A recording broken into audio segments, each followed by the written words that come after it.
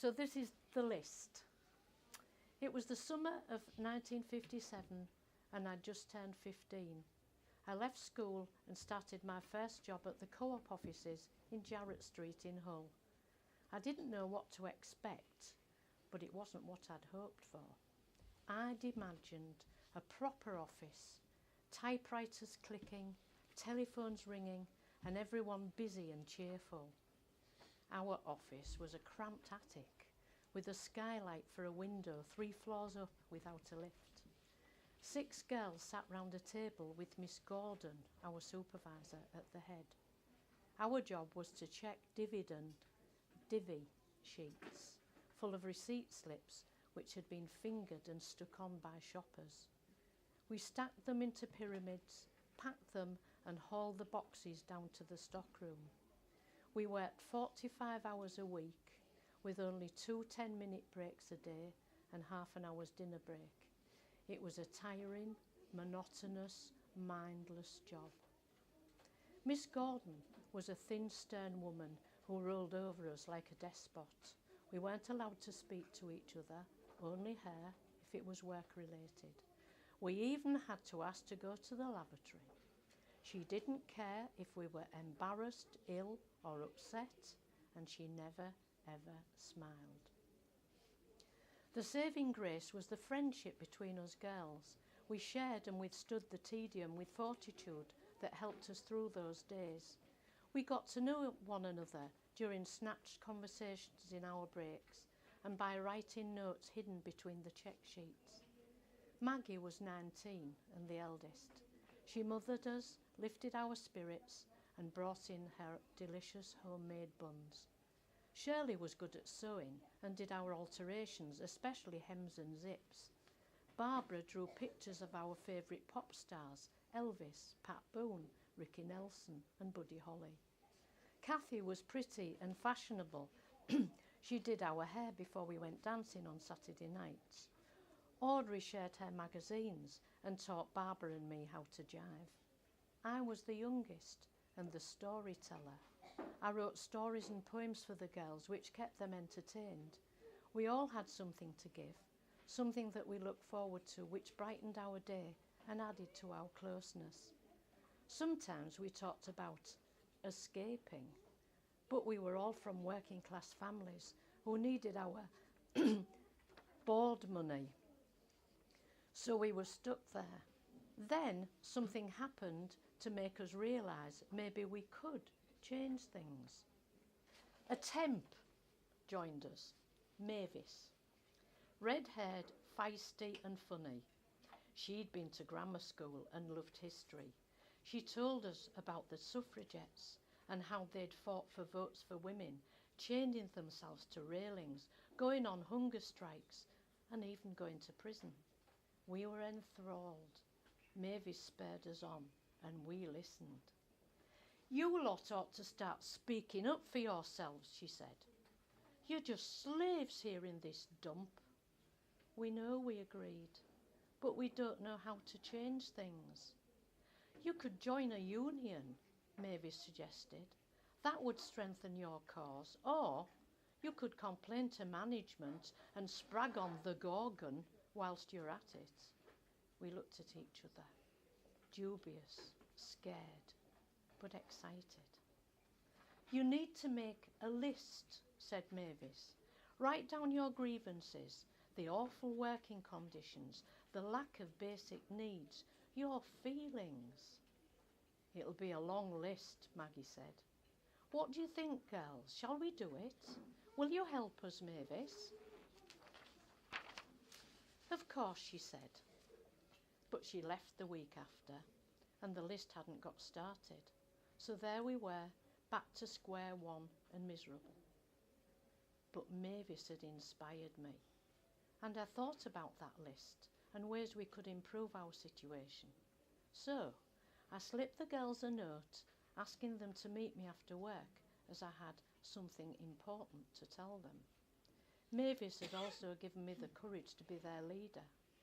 We met in the cafe round the corner. 5 faces gazed at me expectantly, but nobody spoke.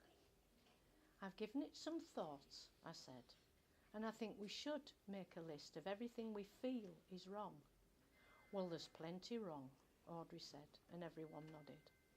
They all contributed their suggestions, and we selected the main ones. Are you going to write it, Violet? Asked Shirley. You'll word it right. So I did, and it read,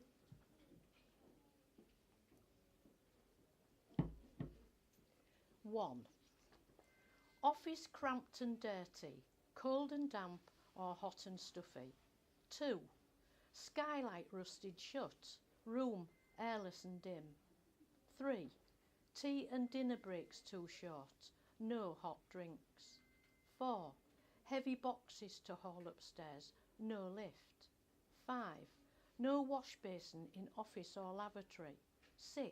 Have to ask to go to lavatory. 7. Not allowed to speak to each other. 8. Long hours, low pay, no prospects. We daren't include the Gorgon, although it was obvious that the complaints involved her. Where will you take it, they asked. To Mr. Grimshaw, I suppose. Then I realised what they'd said. Me take it? Yes, you, Violet, said Maggie. You will explain it best, won't she, girls? Yes, they chorused.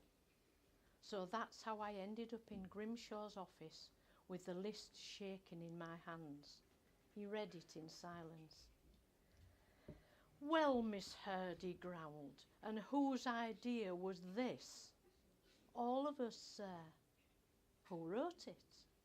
I did, sir, but and are these the views of you all? Well, yes, sir, or are they your views, and yours alone? I suddenly felt bold, needing to be heard, to stand up for myself and the girls, whatever the cost. No, sir, all of us. Mr. Grimshaw glared at me. I'll give this list to the board of directors and see what they have to say. Come back here first thing tomorrow. To this day, I can't recall all Mr. Grimshaw said to me the next morning, but I remember his accusations.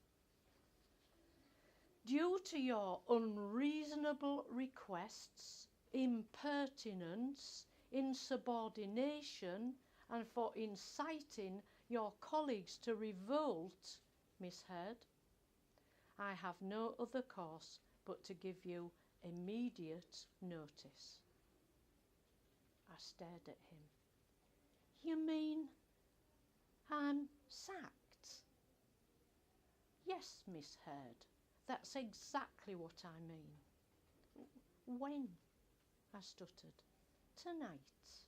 You can work the rest of today, then leave. I tried to walk away with dignity, but I only managed to wobble out, tears streaming down my face. I started to climb back up to the check office, but my legs gave way and I sat down at the bottom. A few minutes later, I heard footsteps coming down the stairs. It was Barbara. I've been sacked, I sobbed. No, you can't be, not on your own. You just wrote the list and took it to Grimshaw. It was all our views. He didn't believe that, Barbara. Oh, what am I going to do? Barbara took charge. Well, I've just got to get a box of check sheets. Then we'll go up for the girls and we'll all protest together. We entered the stockroom, and it was then I felt a surge of rebellion rise inside me. I dragged the box into the middle of the floor, hoisted it as high as I could, gave an almighty heave and threw it up to the ceiling.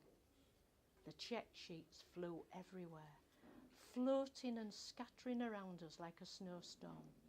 I stood, arms aloft, paper gathering in heaps round my ankles. Oh, I sighed.